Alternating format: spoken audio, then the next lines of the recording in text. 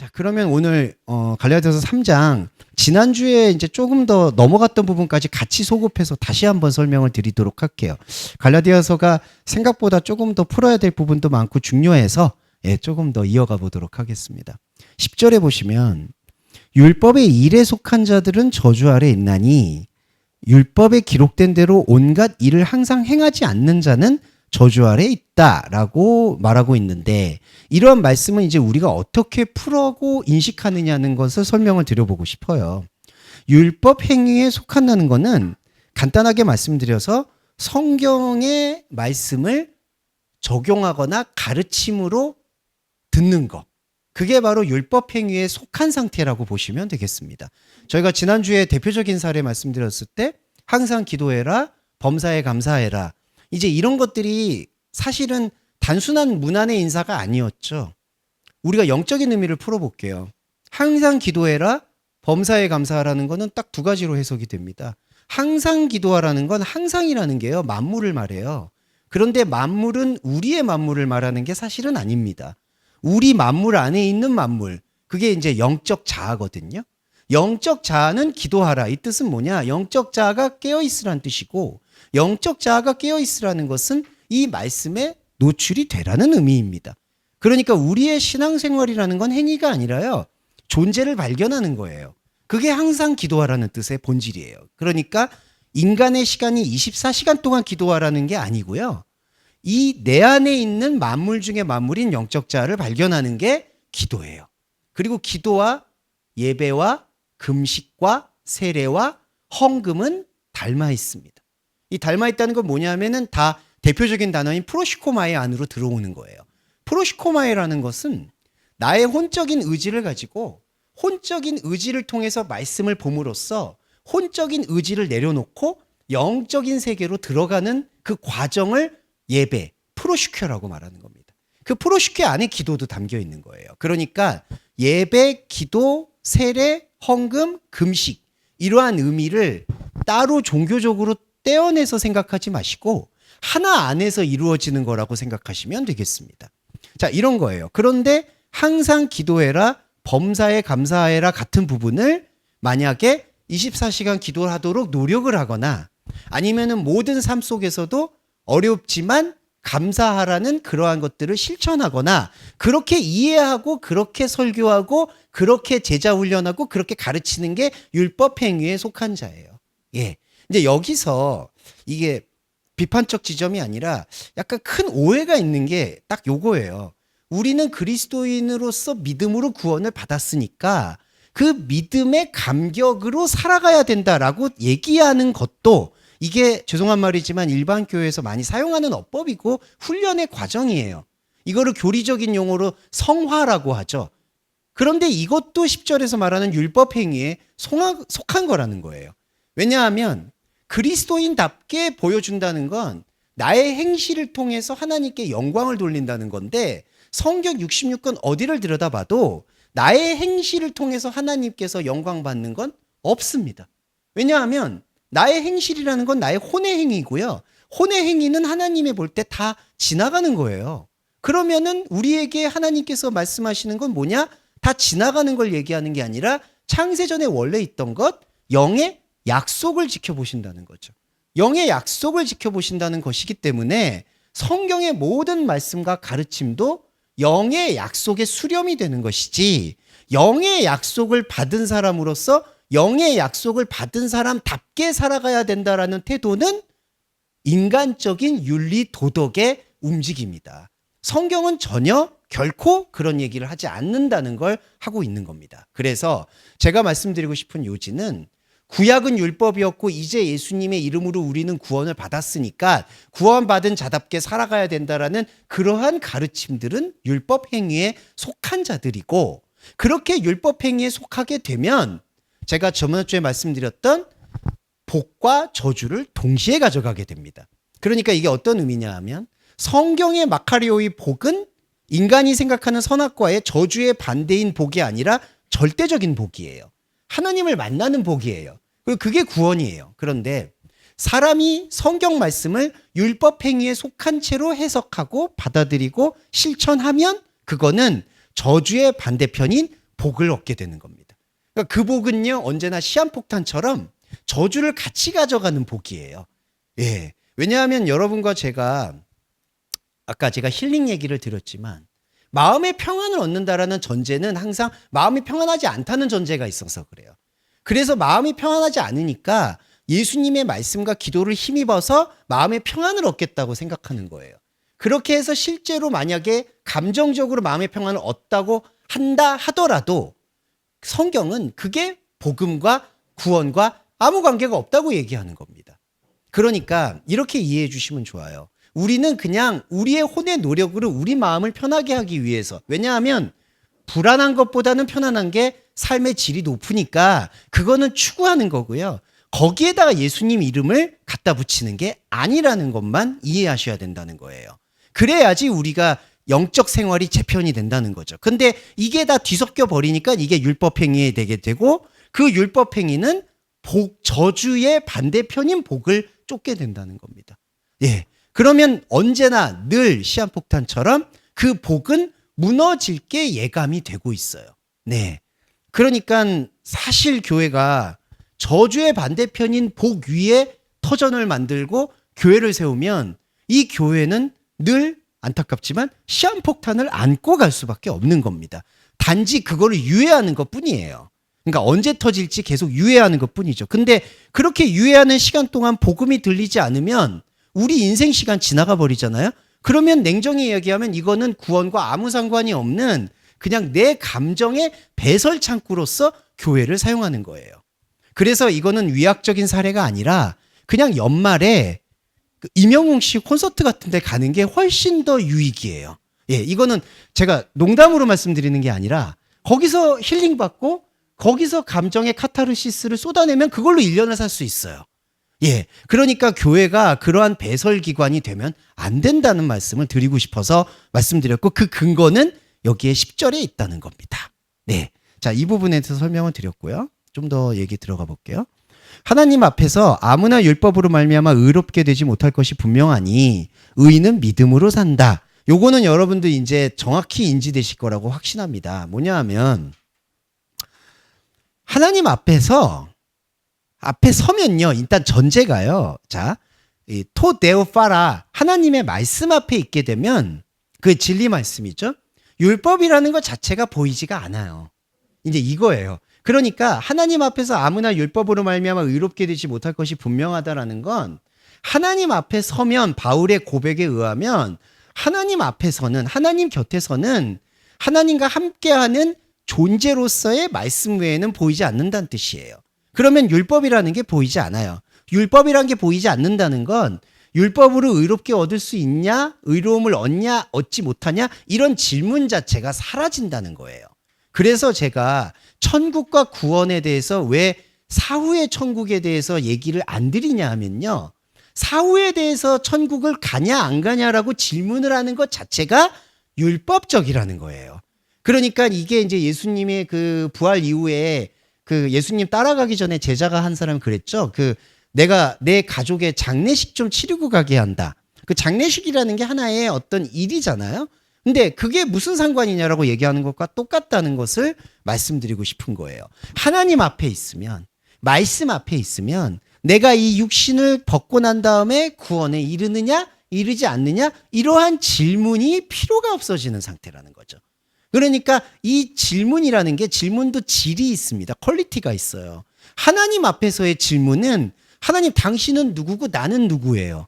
내가 하나님 안에 있고 하나님이 내 안에 있는데 나는 당신에 대해서 더 깊게 알고 싶어요 라는 질문이 사실은 영적 세계에서의 질문인 거고요. 현상 세계에서의 질문은 냉정히 말해서 질문도 아니에요. 왜냐하면 현상 세계에서의 질문은 이른바 답이 정해져 있어요. 복 아니면 저주예요. 예, 아니면 중간 지점이거나 뭐 복 같은 저주거나 저주 같은 복이거나 그런 게 다 사주팔자에 보시면 다 여러분 나와 있어요. 사주팔자가 얼마나 잘 빠져나가냐면 뭐 언제는 대운이 오고 언제는 기륭이다. 그거가 얼마나 빠져나가기 쉬워요.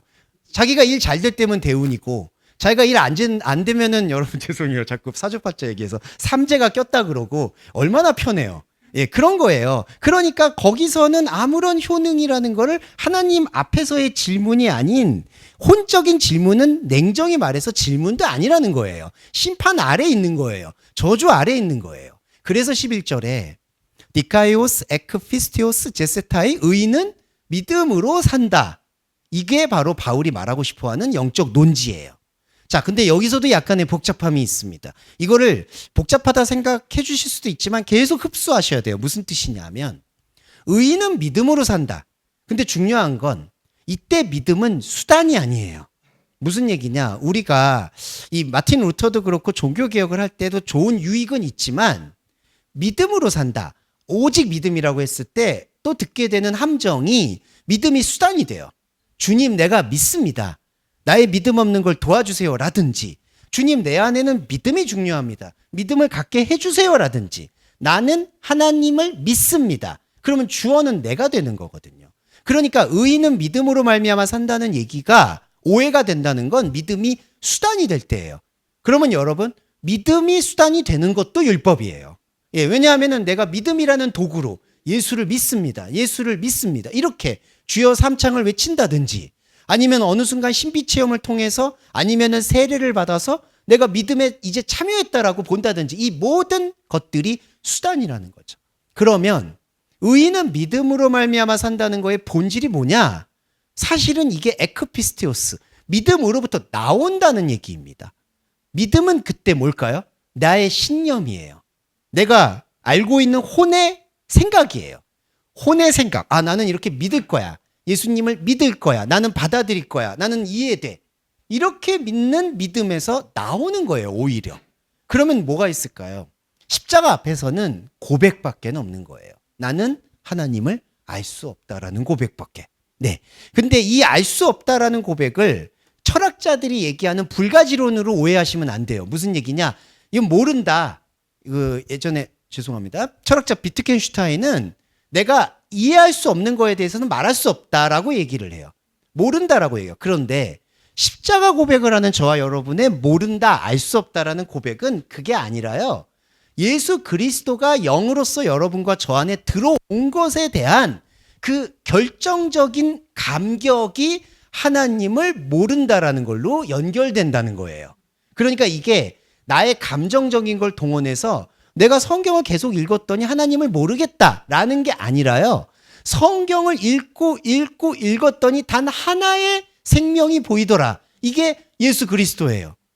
단 하나의 예수 그리스도의 생명이 보이더라. 그런데 그 예수 그리스도의 생명은 나의 혼으로, 나의 육으로, 나의 생각으로 어떻게 읽어내거나 어떻게 만들어낼 수 있는 게 전혀 아니었다. 그러니까 나의 혼적 자아는 하나님을 모른다라고 고백을 하는 거고, 내 안에 파고든 영적 자아인 그리스도의 말씀은 나와 함께 있다고 얘기하는 거예요. 그래서 이러한 통합적인 고백이 의인이 믿음으로 사는 영적인 구원이 된다는 거죠. 그래서 이해를 해보시면 의인은 믿음으로 살려면 믿음으로 말미암아 산다는 얘기는 내가 가진 믿음으로 성경을 봤더니 내가 가진 믿음으로는 하나님의 아들인 예수 그리스도를 십자가에 못 박는 것밖에는 할 수 있는 게 없었구나라는 것을 고백함으로써 내 믿음은 산산조각이 나고 그리스도의 믿음이 들어와서 믿음을 완성시킨다는 거죠. 예, 이게 바로 믿음의 비밀입니다. 그러니까 믿음이라는 건 내가 어느 순간 성령의 충만으로 믿게 되어졌다가 아니에요. 여러분, 그러한 것들은 다 현혹입니다. 믿고 걸으셔야 돼요. 왜냐하면 십자가 복음 앞에서는 내가 믿어졌다, 내가 감격했다, 내가 영광 받았다, 내가 하나님을 이해했다, 이런 모든 것들이 부서져야 됩니다. 혼의 자리에서는 그게 깡그리 부서져야 돼요. 왜냐하면 혼의 자리가 부서짐으로써 율법의 행위는 성경 안에 자리 잡을 곳이 없어지고 오직 말씀만 보이게 된다는 거예요. 이게 저희가 오랜 시간 동안 교회 역사에서 캐톨릭이라는 그 율법의 울타리 속에서 벗어나서 종교개혁을 이루고 말씀만으로 돌아가려는 우리 안에 있는 어떤 영적 본성의 저는 최종적 결과라고 생각해요. 왜냐하면 영적 본성의 최종적 결과는 십자가거든요. 십자가에 대한 바른 이해만이 우리를 하나님 앞에 설 수 있게 해준다는 겁니다. 그래서 제가 조금 길게 말씀드렸지만 의인은 믿음으로 말미암아 산다는 것을 정확하게 정의 내리시면 좋겠다라는 거고요. 자, 조금 더 갈게요. 율법은 믿음에서 난 것이 아니라 이를 행하는 자는 그 가운데 사는 것이다. 자, 노모스 우크 에스틴 에크피스테오스. 율법은 믿음에서 난 것이 아니다. 자, 여기서부터 잘 말씀을 드려볼게요. 이게 조금 이제 약간 계속 이해하셨던 거지만 다시 한번 정리하는 거예요. 자, 성경은 하나만 얘기해요. 이거 성경 66권이 그리스도만 얘기해요. 존재를 얘기해요. 그런데 여러분 아시겠지만 66권이라는 것 자체가 쓰여진 역사가 적어도 4,000년이 넘는다. 왜냐하면은 BC 이제 15세기서부터 그 앞세기까지, 그리고 예전부터 모세 시대부터 뭐 2,000년, 3,000년 그렇게 얘기해요. 그러니까 3,000년이라는 기간 동안에 수많은 언어와 수많은 단어로 기록이 돼 있어요. 그러면 여기에 내용이 없을까요? 안 그렇죠. 아브라함 이야기 있죠. 야곱 이야기 있죠. 수많은 내용들이 나와요. 그런데 그리스도를 믿는 우리에게는 이 수많은 내용들이 딱 하나라고 지금 이해하고 있어요. 믿음. 그리스도인 믿음이죠. 그것만 추출이 된다고 말하고 있어요. 그런데 여러분 아시겠지만 우리의 혼은 말씀을 보죠. 성경을 보죠. 우리의 혼이 보는 언어가 뭘까요? 수많은 사람들의, 유대인들의 역사예요. 예, 그렇죠. 역사서예요. 이야기예요. 그게 율법이에요. 그러니까 이 12절의 난이도는 뭐냐 하면 성경은 혼으로는 율법으로 쓰이는 거예요. 예, 율법이라는 게 인간의 삶, 역사, 기록입니다.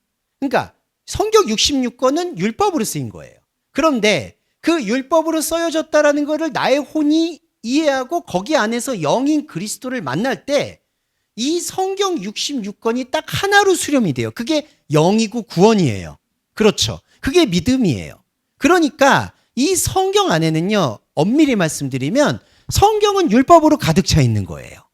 그런데 성경의 율법 속에 믿음이 추출이 된다는 거예요. 그런데 12절에서는 이렇게 얘기해요. 율법은 믿음에서 난 게 아니다라는 거예요. 자, 이게 신비로운 건데 왜 그러냐 하면 사람은요, 이걸 읽어서 깨달았다고 하잖아요. 그렇죠. 아브라함을 읽어서 교훈을 얻었다. 다윗을 읽어서 교훈을 얻었다. 근데 바울은 예수 그리스도의 복음을 접하고 담대하게 이렇게 얘기하는 거예요. 이 성경의 모든 내용들이 적혀 있지만 여러분 구약에 보시면 수많은 내용들 적혀 있잖아요. 여호수아와 갈렙이 나오고 사무엘이 나오고 다윗이 나오고 사울이 나와요. 수많은 이야기들이 적혀 있지만 그 이야기들 속에서 단 하나가 나오고 나면, 곧 믿음이 나오고 나면 이거는 뭐냐? 이게 원인이어서 믿음이 나온 게 아니라 이 모든 역사와 내용들은 믿음에서 나온 게 아닌 혼의 상황에서 나왔다라는 것을 구별한다는 거예요. 이게 거룩입니다. 그러니까 그리스도인이 성경을 받아들일 때 단 하나는 여기를 읽었더니 이게 나왔다. 원인과 결과. 율법이 원인이고 믿음이 결과인 게 아니라 율법으로 시작했지만, 혼의 눈으로 시작했지만 혼의 눈으로는 상관이 없는 영의 온전함이 우리한테 보이는 건다라는 거죠. 그래서 율법은 믿음에서 나온 것이 아니다라고 얘기하는 거예요. 이게 참 어렵지만 힘들고 중요한 부분입니다. 왜냐하면 영지주의라든지 아니면 믿음의 모든 잘못된 경주를 갖고 있게 되면 이 성경 자체가 이게 말씀이라고 봐요. 근데 여러분 이거 중요한 거 말씀드리고 싶은 게 이 성경은 말씀이 아니에요. 냉정히 말하면. 성경은 이 안에 그리스도인 말씀을 드러내기 위한 장치고 로켓으로 말하면 발사체 같은 거 있죠. 분리가 꼭 돼야지 올라가죠. 분리가 되고 나면은 이거는 땅에 있어야 돼요. 그러니까 이게 성경은 엄밀히 말해서 땅의 언어예요. 땅의 언어 안에 인카네이션, 그리스도가 들어오셔서 땅의 언어로 얘기했지만 하늘의 언어로 우리를 휴거시키는 거예요. 이게 그리스도인의 믿음 생활이라는 거죠. 그래서 율법은 믿음에서 난 것이 아니다라는 거는 이게 안에 나는 다른 거 율법들은 다 버리고 여기서 믿음만 가질 거야 라는 그런 개념이라기보다는 성경 전체는 율법의 말씀인데 이 율법 안에서 말씀이 들어와서 믿음이 추출되고 나면 이 성경에서는 율법으로 적용할 만한 것이 아무것도 없다는 뜻을 제가 말씀드리고 싶은 거예요. 이게 난처하지만 가장 중요한 지점입니다. 왜냐하면 성경을 계속 읽다 보시면 수많은 명령들이 많이 나와요. 특히 특히 구약을 보시면 하나님께서 계속 하라는 명령들이 많아요. 그러다 보니까 이게 헷갈리는 거예요. 하나님이 뭘 하라고 하셨는데? 그리고 그렇게 하니까 복을 받는 것 같고 그렇게 안 하니까 저주를 받는 것 같은데 이러한 모든 흐름들로 성경 안으로 빨려 들어가요. 그러다 보니까 거기다가 플러스 더해서 번역까지 그 모양이 돼버리니까 이 번역으로까지 계속해서 잘못된 이해들이 들어오니까 여기서 말씀과 복음을 꺼집어낼 어떤 겨를이 없어지는 거예요. 그래서 제가 말씀드리고 싶은 건 율법은 믿음에서 난 것이 아니다라고 했을 때 자, 정확하고 민감하지만 율법과 믿음 모두 성경 안에 담겨 있어요. 근데 그리스도인은 여기 안에서 율법을 읽어내는 게 아니라 여기 안에서 영의 그리스도를 발견해서 믿음을 끄집어내는 거예요. 이게 히브리서에서 관절에서 골수를, 뼈에서 죄송합니다. 제가 이렇게 말씀이 장절도 기억이 안 나고 참. 아무튼 그 논지라고 이해해 주시면 감사하겠습니다. 자, 그런 다음에 13절이 나온 겁니다. 그리스도는 우리를 위하여 저주를 받은 바 되사. 율법의 저주. 이거 지난주에 말씀드린 건데 한 번만 더 말씀드릴게요. 율법의 저주는 누구한테 있느냐? 성경을 율법, 선악과로 받아들이는 우리의 눈입니다. 우리의 눈이에요. 근데 그 우리의 눈 안으로 예수 그리스도가 들어오신 거예요. 우리의 눈 안으로 예수 그리스도가 들어오셔서 딱 하나 말씀하시는 게 뭐냐 하면 바로 빛의 문제예요. 빛이다. 왜냐하면 율법으로 성경을 받아들이게 되면 우리는 그리스도인으로서 구원을 받았다라고는 생각하지만 평생을 계속 일을 해야 되고 평생을 하나님께 영광 돌리기 위해서 발버둥 쳐야 돼요. 예. 이제 그런 것들에 대해서 마음 편하기 위해서 구원파 같은 것들이 인기를 끄는 것도 사실은 반발작용인 거죠. 자, 그 나물에 다 그 밥이에요. 죄송한데 구원파든지 장로회라든지 안타깝지만 이 논지 아래 있다면 율법의 저주라는 것을 정확히 풀어내지 못하고 있다고 볼 수 있는 거죠. 그래서 율법의 저주는 우리에게 항상 의무와 빚을 줘요. 그런데 예수 그리스도가 우리 안으로 들어오셔서 율법의 말로 율법이 아무 의미가 없음을 선포하는 거예요. 그러니까 예수님이 2000년 전에 인간의 몸으로 오셨다는 건 현상적으로 온 게 중요하다는 게 아니에요.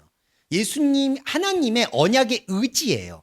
우리 안으로 우리 언어, 우리 생각 안으로 들어오셔서 딱 하나 말씀하시는 게 뭐냐 하면 우리가 가지고 있는 율법의 생각으로는 빚진 거로는 하나님과 함께 할 수가 없다. 곧 우리가 하나님 앞에서 빚졌다. 하나님 앞에서 영광 돌려야 된다. 하나님 앞에서 나의 현상이 치료받아야 된다. 이러한 모든 생각들이 없다는 거예요. 이게 바로 1만 달란트 빚과 같은 원리라고 보시면 됩니다. 하나님께서 우리에게 들어오셔서 예수 그리스도의 말씀으로 들어오셔서 우리에게 선포하신 십자가의 복음은 우리 죄가 있었는데 자범죄가 있었는데 예수님이 구약 성경에서 송아지의 피를 흘리듯이 우리의 피를 영단번 제사로 흘려서 우리의 이 모든 죄를 사해 주셨으니까 너는 이제 자유하다? 이게 아니라는 거예요. 원래부터 그 자범죄는 하나님께서 카운터하지 않는다는 거예요. 네. 그거 어떤 분들은 그러니까 죄 짓겠다. 이거 더 이상 얘기 안 할게요. 그거는 미성숙한 상태니까. 예. 그러니까 하나님께서는 예수 그리스도를 보내신 이유가 너 안에는 1만 달란트 빚이라는 것을 질 수 있는 능력도 없었고 있지도 않다는 거예요. 그러면 우리한테 그 빚을 조장하고 있는 그 연원은 어디에서 올까요? 안타깝지만 선악과의 본능에서 와요. 선악과의 본능은 혼의 본능이에요. 혼의 본능 자체가 이미 선악과고요. 선악과이기 때문에 하나님의 이 진리 체계를 볼 수가 없어요. 이게 바로 율법의 저주인 겁니다. 그래서 정리해 볼게요. 그리스도께서 우리를 위하여 저주를 받았다는 얘기는 우리한테 저주가 있다는 얘기가 아니라 우리는 선악과로 살아가는 건데 예수 그리스도가 오셔서 선악과로 살아가고 있는 우리에게 선악과의 비늘을 벗겨내신 거예요. 너는 이렇게 자범죄를 사하고 너의 마음을 평안을 얻기 위해서 종교적인 행동으로 하나님을 믿을 이유가 목적도 필요도 없다는 것을 선포하신 게 십자가예요. 그러니까 십자가는요, 완벽한 자유이면서 사실은 완벽한 불안입니다. 어떤 거에 불안이냐? 현상적 자아가 볼 때 불안한 거예요.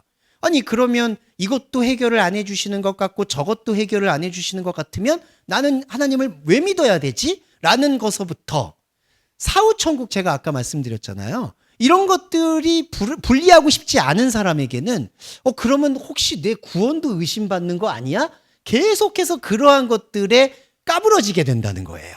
그러니까 예수 그리스도의 십자가는 바로 그러한 모든 인간이 가지고 있는 종교적인 의무로부터 결별시키고 우리에게 현상적인 일시적인 불안을 허락하지만 영적인 자아의 생명을 계속해서 취하게 되면 내가 빚을 가졌다라는 더 이상의 그 잘못된 선악과의 부채의식으로부터 자유로워지면서 하나님의 온전한 합일, 내가 하나님 안에 있고 하나님이 내 안에 있다는 그 생명 언어를 이제 듣기 시작한다는 거죠. 바울이 그 얘기를 하고 있다는 겁니다. 네. 자, 그 부분이 이거였고요. 14절 또 해볼게요. 이는 그리스도 예수 안에서 아브라함의 복이 이방인에게 미치게 하고. 자, 아브라함의 복이라고 얘기했는데요. 이 복이 뭐냐면요. 아브라함의 고백입니다. 뭐냐. 자, 여기서는 이렇게 돼야 돼요. 아브라함이 내 안에 있는 혼의 껍데기고요. 이방이 영의 중심이에요. 이거 이해되시죠? 왜냐하면 세상의 눈에 볼 때의 이방은 뭐냐? 이사야서에서 말하는 흠모할 만한 것이 없는 거예요. 세상은 쓸모를 요구하거든요. 근데 쓸모 있는 것의 눈에서 봤을 때 쓸모없는 돌멩이는 아무 가치가 없는 거예요. 근데 예수님께서 베드로한테 뭐라고 했냐면 너는 베드로 곧 돌이다. 내가 이 돌 위에 번역 성경은 반석이라고 번역이 되겠죠. 근데 그건 그냥 돌이에요. 내가 이 돌 위에 무생물 위에 교회를 세우겠다. 자, 세상의 눈에 볼 때에는 돌 위에 세운 교회는 완전히 이방인 거예요. 돌 위에 교회를 세웠다는 건요. 사람의 눈에 볼 때, 안목에 볼 때 아무 가치가 없는 일을 한다라고 보인다는 거예요. 그러니까 베드로 위에 교회를 세웠다는 거는 저 캐톨릭이 말하는 그래서 유럽에 가서 저는 성당을 볼 생각은 없습니다. 물론 가다가 또 보게 되면 뭐 가우디 성당은 보고 싶긴 하더라고요.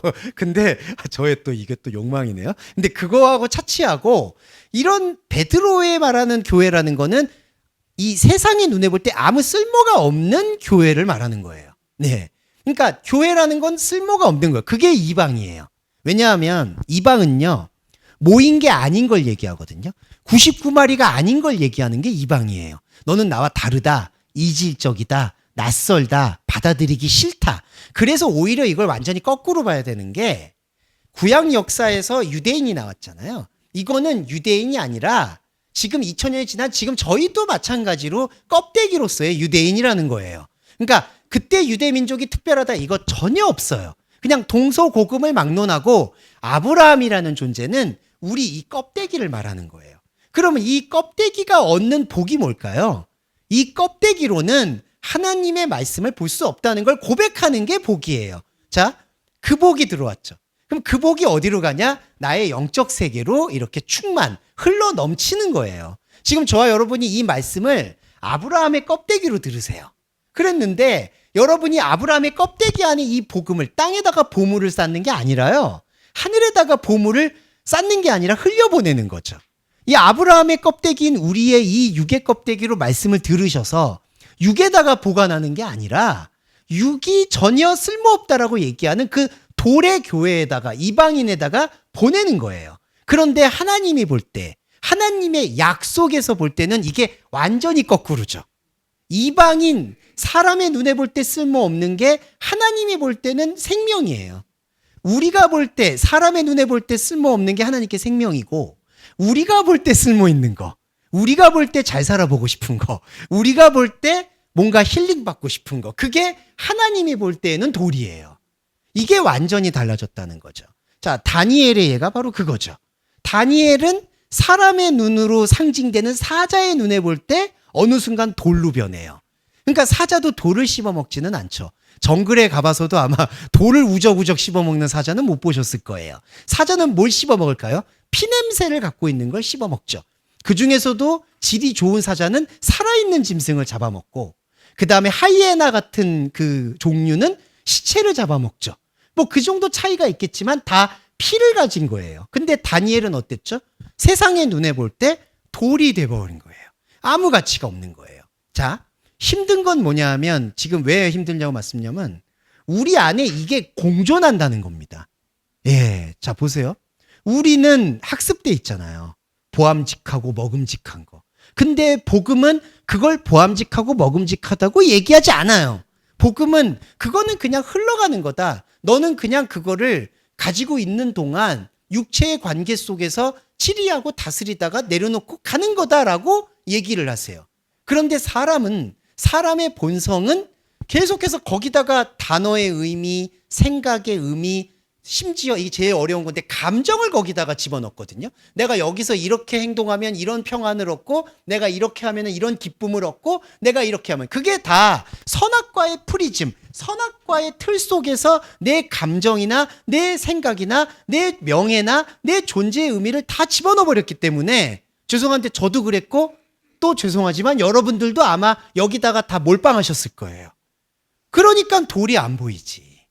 예. 그러니까 베드로한테 그렇게 너는 베드로다. 교회를 세우겠다. 근데 베드로의 동상이몽이 뭐였을까요? 베드로의 저는 선한 의지는 의심하지 않아요. 복음으로 분명히 변화가 돼요. 하지만 변화되기 전에 베드로에게는 이 돌이 탄탄한 반석 혹은 부동산으로 돌변하는 거죠. 아, 하나님께서 이렇게 돌을 저한테 주신 거는 이 땅이 뭔가 개발 제한 구역이 아니라 아주 옥토로 변할 수 있도록 만들어주시는 거구나라고 사실은 변화받기 전에 베드로는 그렇게 판단을 하는 거죠. 자, 이게 바로 아브라함의 복이 이방에게 미치는 겁니다. 그러니까 이것도 마찬가지인 거예요. 율법을 들었으니까 믿음이 나온 게 아니냐가 아니라 껍데기인 아브라함이 중요한 게 아니라는 겁니다. 네, 이게 가장 중요한 거죠. 그냥 이 껍데기는 껍데기로 가다가 껍데기로 내려놓는 거예요. 단지 우리가 정리 기도를 하거나 여러분들과 나눌 때 건강을 항상 안부를 제가 여쭙는 거는 우리는 이 껍데기의 지배를 받으니까 아까 제가 말씀드렸잖아요. 계속해서 말씀드려서 참 죄송하지만 껍데기에다 다 몰빵하셨으니까 이거를 견디기가 쉽지가 않잖아요. 왜냐하면 사람은 이게 몸이 두 개인 존재가 아니니까 여기다가 인생을 다 투신하고 살아왔는데 그게 아니라고 얘기하는 거를 십자가고 복음이라고 듣는 순간 솔직히 그게 편하실 수가 없다고 생각해요. 예, 그건 앞으로도 어느 정도 안정감은 있으시겠지만 앞으로도 이 불안은 있으실 수밖에 없다고 생각해요.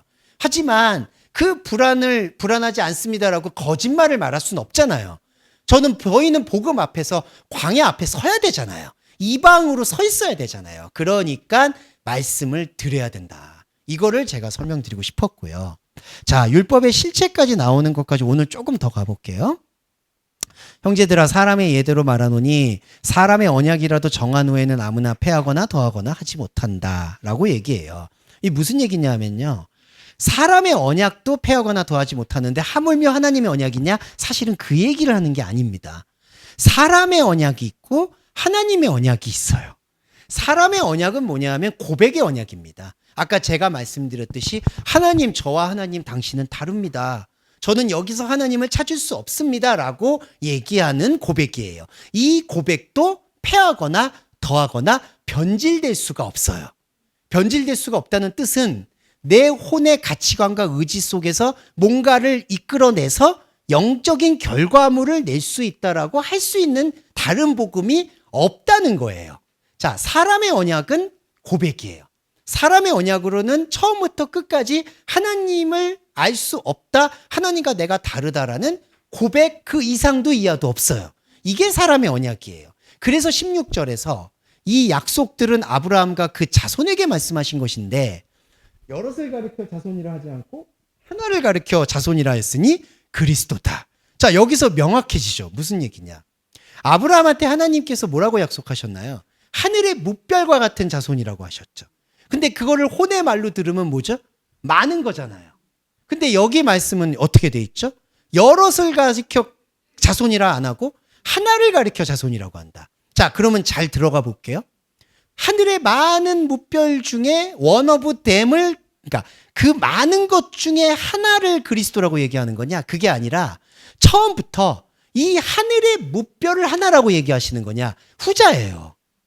그러니까 아브라함에게 하나님께서 약속하신 하늘의 무별과 많은 자손은 이스마엘, 이삭을 얘기하는 게 아니라 아브라함 안에 있는 말씀의 자아를 말한다는 거예요. 그게 하코카빔, 하늘의 별이에요. 그러니까 저와 여러분 안에도 우리 자아는 호세크, 어둠을 고백하는 거예요. 주님, 저는 당신의 말씀을 볼수록 나의 혼의 눈이 닫히는 겁니다. 닫힐 수밖에 없습니다라는 걸 우리는 고백해. 이게 사람의 약속이에요. 여기에 더하거나 더할 수가 없어요. 완전히 어두운데 무슨 약간 살짝 빛이 들어온다든지 뭐가 변형된다든지 이게 없다는 거예요. 사람의 언약도. 그러면 사람의 언약을 받은 하나님의 언약도 우리한테 뭘 말씀해 주시느냐? 우리는 완벽한 어둠이에요. 근데 그 완벽한 어둠이 하나라고 말씀하시는 거예요. 이때 하나는 어떤 하나냐? 모노게네스, 독생자로서의 하나를 얘기하는 겁니다. 그러니까 저와 여러분 안에 중보는 누구냐? 그리스도예요. 나는 하나님을 알 수 없는 어둠이고요. 하나님은 완벽한 빛이에요. 완벽한 빛과 완벽한 어둠이 하나로 묶일 수 있도록 한 게 바로 성육신하신 그리스도예요. 이게 중보예요, 중보. 그러니까 중보 기도라는 거는 예수 그리스도를 생각하는 게 중보 기도예요. 다른 사람의 어떤 문제를 위해서 기도해 주시는 건 기도가 아닙니다. 그냥 걱정과 진심 어린 위로라고 단어를 바꾸셔야 돼요. 네. 자, 그래서 이 16절에 중요한 건 아브라함이라는 그 껍데기에서 하나님은 무엇을 추출하셨냐? 하나, 독생자, 그리스도를 추출하신 거죠. 우리도 아브라함인데 우리도 여러 가지 인간적인 자녀들을 낳잖아요. 인간적인 자녀는 뭐냐? 이런 육체적인 자녀만을 얘기하는 게 아니라 자기의 명예, 자기의 성과물, 자기의 혼에서 흩뿌려 놓은 여러 가지 관계들을 자손이라고 말해요. 그런데 여기 보세요. 이 자손을 하나님께 영광 돌리는 거라고 바울은 말하지 않아요. 그러니까 내가 혼적으로 만들어 놓고 읽어 놓은 거기 안에는 건물의 교회도 포함이 되겠죠. 그리고 자기의 목회 활동도 포함이 되겠죠. 아니면 권사님이라는 권사님의 직임의 활동도 포함이 되겠죠. 종교적인 활동도 다 포함이 돼요. 그런데 여기 이 16절 말씀 보세요. 그 여럿을 가리켜 혼의 활동을 가리켜 자손들이라고 안 한다는 거예요. 오직 우리 안에 그리스도의 말씀만 남은 걸 그리스도 자손이라고 한다는 겁니다. 이게 자손의 개념이에요.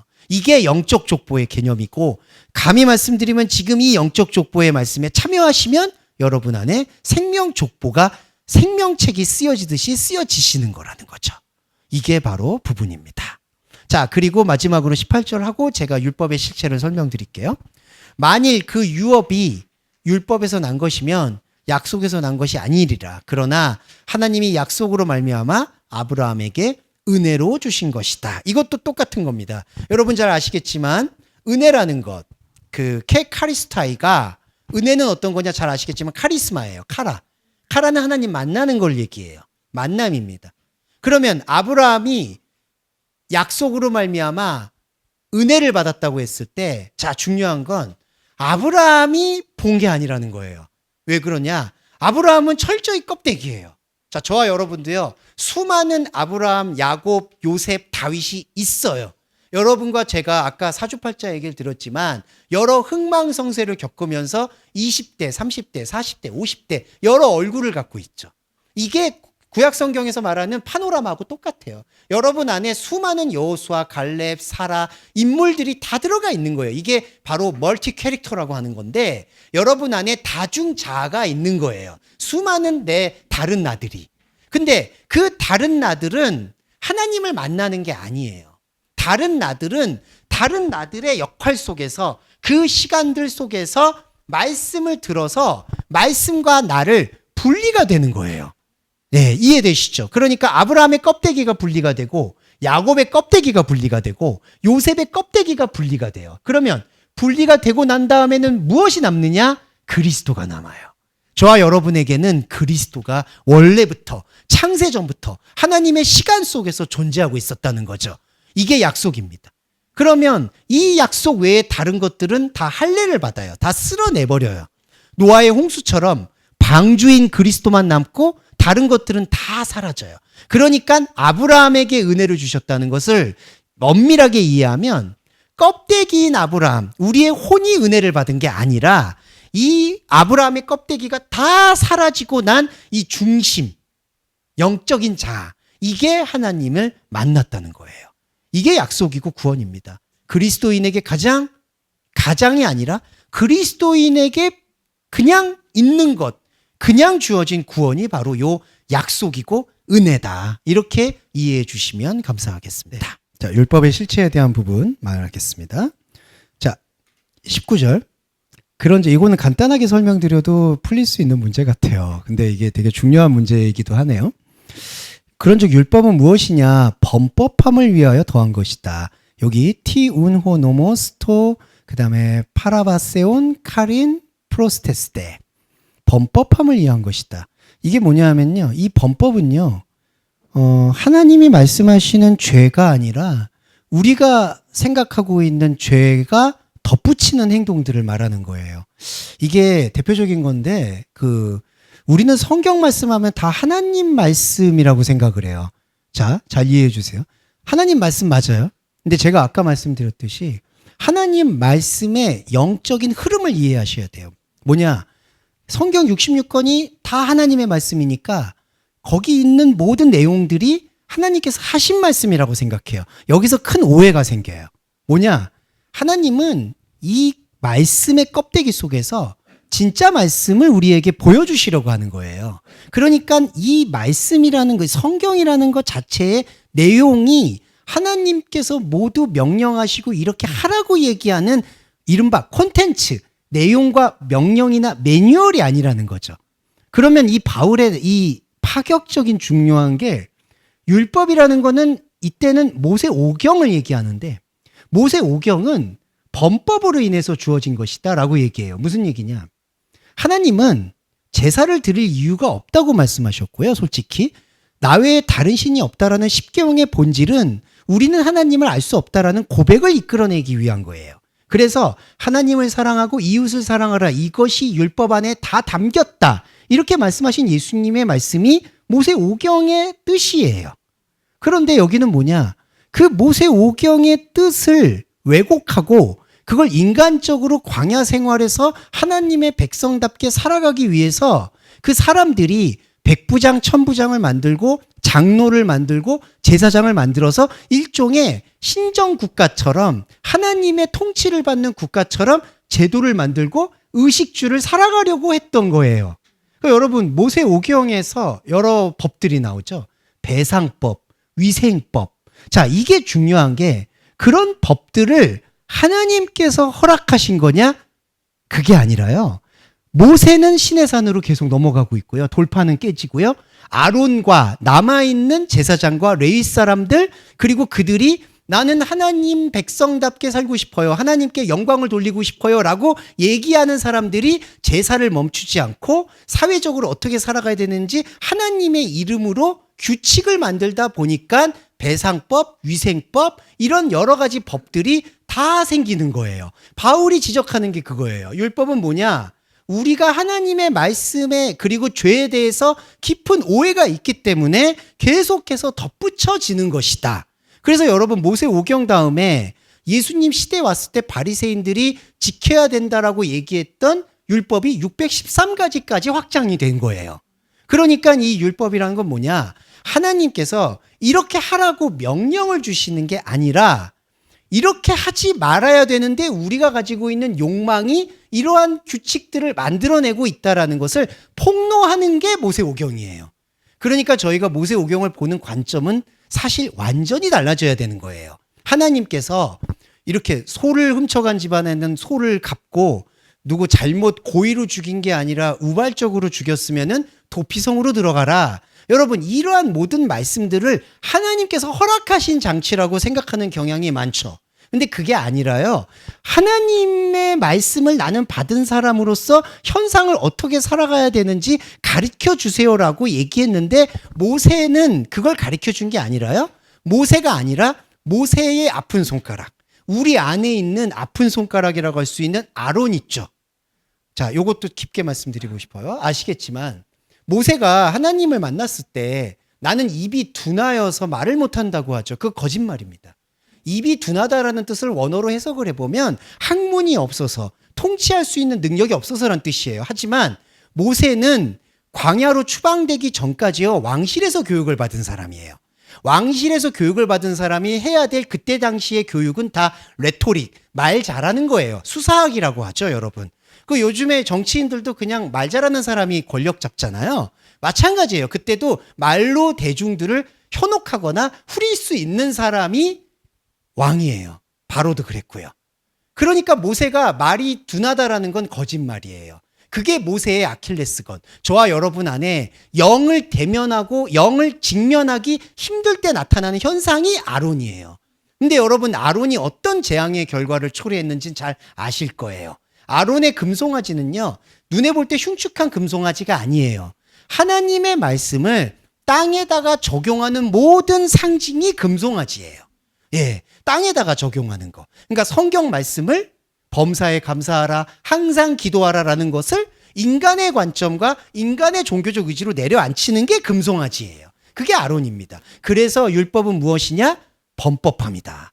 그러니까 우리가 성경을 읽을 때 하나님께서 위생법을 주셨고 배상법을 주셨고 이런 것들을 주셨구나라는 걸로 이해할 게 아니라 폭로하기 위해서 기록을 하신 거구나. 인간의 모습, 아브라함의 모습, 다윗의 모습, 우리 솔로몬의 모습이 나의 혼의 모습인데 나의 혼의 모습이 이렇게 비루하구나, 이렇게 궁색하구나, 이렇게 한심하구나라는 것을 안타깝지만 적나라하게 보여주는 게 성경 말씀이고 율법이라는 거예요. 이게 바울의 깨달음입니다. 그러면서 연속해 볼게요. 오늘 20분까지만 하겠습니다. 천사들로 말미암아 중보의 손을, 자, 아까 제가 중보라는 거, 이거 그리스도라고 말씀을 드렸죠. 천사는 뭐냐면요, 우리의 혼의 그릇입니다. 저와 여러분이 지금 혼으로 말씀을 담는 거예요. 왜냐하면은 영이 하나님과 함께하는 건 그 차원이 아니라 우리는 지금 혼의 의지로 시작을 하니까 이게 천사예요. 천사라는 건 이게 말씀을 전달하는 전달 통로 같은 걸 말합니다. 그러니까 이렇게 천상적인 그런 존재는 아예 신경 안 쓰셔도 되고요. 천사는 그거예요. 그러면 천사는 우리의 말씀 그릇이에요. 혼의 질그릇이에요. 그 안에 중보가 들어온 거예요. 중보인 그리스도가 들어와서 우리에게 무엇을 환하게 비춰주시느냐? 내 안에 그리스도를 비춰주시는 거예요. 자, 그리스도가 그리스도를 비춰요. 자, 그리스도는 다른 많은 사람을 위해서 존재하는 게 아니라 여러분 각자 독생자로서 존재하시는 거예요. 그래서 약속하신 자손은 바로 중보자와 동일한 거예요. 그리고 20절에 볼게요. 중보는 한 편만 위한 자가 아니니 오직 하나님은 하나이시다. 자, 한 편만 위한다는 건요, 이 한 편은 저주와 복을 말합니다. 자, 여기서 이 한 편이라는 에노스는요, 숫자로서 하나를 얘기하는데, 숫자로서 여러분 하나를 얘기한다는 건 반대편의 공을 말해요. 이게 약간 어려운 얘기인데 디지털 용어가 0101이잖아요. 이진법이잖아요. 인간이 가지고 있는 현상적인 가치관도 이진법이에요. 선 아니면 악, 저주 아니면 복, 평안 아니면 불안. 그러니까 이진법이라고 보시면 돼요. 이 중보. 근데 그리스도는 이렇게 우리가 살고 있는 삶의 목적을 위해 존재하는 게 아니라 한 편만 위한 게 아니라 오직 하나를 위해 존재한다는 거예요. 그럼 여기 뒤에 말하는 하나는 이진법의 반대편의 하나가 아니라 유일한 하나, 독생자 하나, 관계가 없는 하나라는 거예요. 이게 구원입니다. 예. 그래서 여기 보시면 21절에 그러면 율법이 하나님의 약속을 거스린 거냐? 그게 아니죠. 왜냐하면 이 율법이라는 것, 모세오경은 우리의 껍데기를 폭로하는 거잖아요. 그럼 약속을 거스리는 게 아니죠. 제대로 읽으면 이게 내 혼의 모습이구나라는 걸 제대로 읽으면 제가 아까 말씀드렸죠. 영의 코어가, 영의 중심이 드러나죠. 그러니까 율법이 하나님의 약속을 거스리는 게 아니죠. 차원이 다르니까. 예, 이게 바로 21절의 말씀의 뜻이고요. 22절이 바로 요겁니다. 이게 제일 중요하죠. 이 그라파, 기록이 모든 것을 타판타, 휘포 하마르티안, 죄 아래 가두었다. 이게 복음 중에 복음입니다. 왜 그러냐 하면, 자, 이 성경의 기록은요, 우리에게 주어진 모든 현상을 죄 아래 가두었어요. 이게 무슨 뜻이냐? 이때 죄는 자범죄를 얘기하는 게 아니라 하나님과 다름을 보여주는 표지라는 거예요. 그러니까 그냥 쉽게 말씀드리면 성경이 모든 걸 죄 아래 가두었다는 건 부정적인 의미의 죄를 말하는 게 아니라 기록은 우리가 살고 있는 모든 걸 하나님과 다르다라고 못 박았다는 거예요. 이게 십자가 복음의 요체입니다. 그래서 우리는 우리의 행위로는 하나님 앞에서 영광을 돌릴 수 있는 게 아무것도 없다. 의인은 없나니 하나도 없다는 게 모든 걸 죄 아래 가두었다라는 뜻이에요. 여기서 저희가 하나 분리하셔야 되는 게 바로 자범죄를 여기에다 포함시키면은 곤란해요. 무슨 얘기냐? 성경은 세상을 죄에 갇혔다라고. 그래서 예수님이 그 죄에서 우리를 건져내실 거라고 생각하는 건 오해 중에 오해라는 거예요. 왜냐하면 예수님은요, 예수님의 십자가 복음은 이 죄를 죄로 보여주시는 거예요. 그러니까 이 죄에서 건져 올리시는 게 아니라요, 이 죄가 죄로서 기능할 수 있게 하는 거예요. 무슨 뜻이냐? 예수 그리스도의 복음을 봤을 때 성도님이나 저는 하나님과 다르다는 죄를 고백할 수 있는 거예요. 예수님을 통해서. 그러니까 이게 왜 제가 자꾸 말씀드리냐면, 죄에서 건짐을 받고 싶어 하는 건 자범죄에서 건짐을 받고 싶어 하는 욕망을 말하는 거고요. 죄가 죄로 보인다는 건 욕망이 아니라 복음인 거예요. 아, 내가 죄인이구나라는 뜻은 죄가 많아서 이런 죄인이 아니라 복음의 구원체로서 죄인이라는 거예요. 하나님과 나는 다른 거구나. 이거 이해되시죠? 그래서 성경이 모든 걸 죄 아래 가두었다는 건 부정적으로 보실 게 아니라, 아, 말씀을 통해서 나는 하나님과 다른 아브라함, 야곱, 요셉의 껍데기를 가지고 있는 존재구나라는 걸 확인한다는 거죠. 이게 죄 아래 가두었다는 뜻입니다. 그래서 자꾸 뭐 세상이 종말이다, 이 세상은 다 죄 아래 있다, 이렇게 말하는 그 이분법에 놀아나선 안 돼요. 죄송한데 이거 완전 놀아나는 겁니다. 자꾸 그러니까 목사님들이 그런 표현들 많이 하죠. 이 세대가 뭐 말세다, 세상이 타락했다. 이거는 제가 나쁘게 얘기하는 게 아니라 2000년 전도 타락했어요, 여러분. 이때 네로 시대는요, 얼마나 음란한지 그 파스칼 까나르라는 그 에세이스트가 이거 문헌들을 다 기록해가지고, 죄송해요, 책 제목이 섹스와 공포라는 책이에요. 로마 시대는 섹스와 공포 외에는 남는 게 없다라는 기록이에요. 그리고 실제로 문헌학적으로도 그래요. 제가 이 말씀 드리는 건 2000년이 지나서 지금 오히려 더 특별히 타락했다, 그때는 좋았다, 이런 거 전혀 없다는 겁니다. 세상은요, 제가 회의적으로 말씀드려서 죄송한데 다 그냥, 죄송한데, 죄송한 걸 입에 달아서 또 죄송해요. 근데 그냥 엉망진창이에요. 예, 기대할 게 없습니다. 그러니까 나쁘게 얘기하는 게 아니에요. 세상에다가 뭔가 희망을 두는 거는 오히려 버리셔야 돼요. 이렇게 말씀드리는 건, 그럼 희망의 반대편인 절망만 받을 이 뜻이 아니라는 걸 잘 이해하실 거예요. 그리스도인에게는 세상을 그저 투명하게 볼 수 있는 이제 태도 전환이 필요하다는 거예요. 그러니까 죄에서 건짐을 받는 문제가 전혀 아니다라는 걸 설명드리고 싶었고, 다음 주에 조금 더 이어서 설명드릴 거는 이겁니다. 믿음이 오기 전에 율법 아래 매인바되고 계시대 믿음의 때까지 갇혔다. 제가 요거는 결론적인 걸 좀 말씀드려 볼게요. 믿음이 온 후로는 우리가 몽학선생 아래 있지 않다. 요 다음 주에 조금 더 설명드릴게요. 우리가 그리스도 앞에서 세례를 받은 자 그리스도로 옷을 입었다. 자, 이거를 인간적인 시간으로 읽게 되면, 예전에는 율법을 알았지만, 예전엔 율법에 속했지만 지금은 믿음이 왔기 때문에 율법이 지나갔다라고 생각을 해요. 근데 여러분, 이거를 이렇게 이해하시면 안 되는 거예요. 뭐냐면요, 이거를 제가 다음 주에 조금 더 설명드릴게요. 자, 요게 마치 과거 시제로 보이시죠? 믿음이 오기 전에는 율법 아래 매인받았다. 근데 그게 아니에요. 믿음이 오고 있는 동안에는 그 바깥에서는 율법의 매임이 보인다는 뜻이에요. 그러니까 무슨 얘기냐면, 이 그러니까 믿음이 오기 전에는 그게 그리스도일 수도 있고 다를 수도 있겠죠. 사람마다 다 해석이 달라요. 믿음이 오기 전에는 우리는 율법에 갇혔었는데 믿음이 와서 우리가 율법에서 해방이 됐다라고 생각을 해요. 근데 이게 욕망이에요, 욕망. 무슨 얘기냐? 성경이 말하는 바는 이 내가 가지고 있는 현상의 껍데기는 껍데기로 주어진 한 계속 율법이라는 얘기예요. 예, 그렇죠, 여러분. 왜냐하면 우리는 또 나가서 심지어 무슨 밥을 먹어야 될지도 선악과예요. 아시겠지만 내가 오늘 김치찌개를 먹을지 돈가스를 먹을지 이것도 선악과예요. 그러니까 율법이라는 건 없어지는 게 아니라는 걸 우리가 인정을 해야 돼요. 이해되시죠? 그러면 믿음은 뭐냐? 믿음이 오고 있는 동안이라는 건 뭐냐? 자, 율법이 지속되고 있는데, 앞으로도 지속될 것인데 우리 안에 그리스도인은 이 율법과 무관한 창세전의 약속인 믿음이 드러난다는 거예요. 계시된다는 거예요.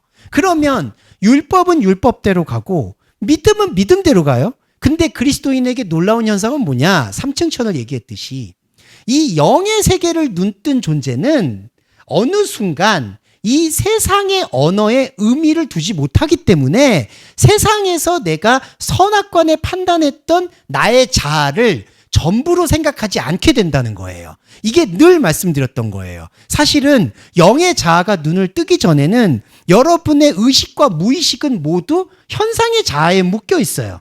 그러니까 사실은 우리가 죄송한 말인데 좀 힘든 선택을 한다든지 되게 좌절한다든지 절망한다든지 감정으로 막 나락에 떨어진다든지 이런 모든 원인들은 내 자아가 여기에만 있다고 생각하기 때문에 그런 거예요.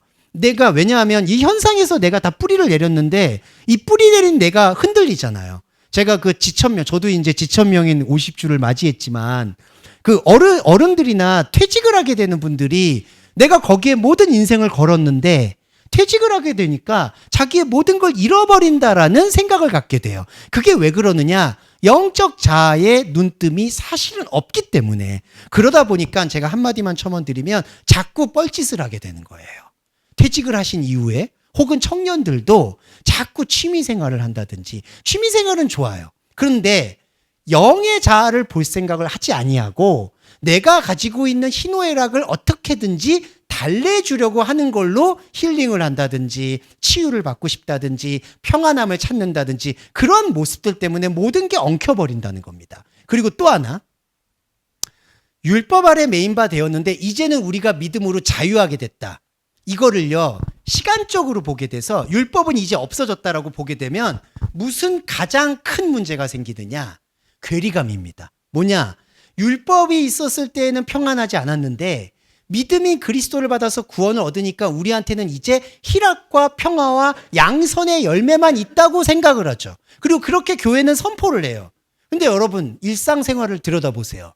일상생활 속에서는 그게 이루어지지 않아요. 그래서 그 괴리감을 메우려고 참회 기도를 하고 헌신을 하고 어떻게든지 교회에서 이 시간을 헌신하라고 요청을 하는 거예요.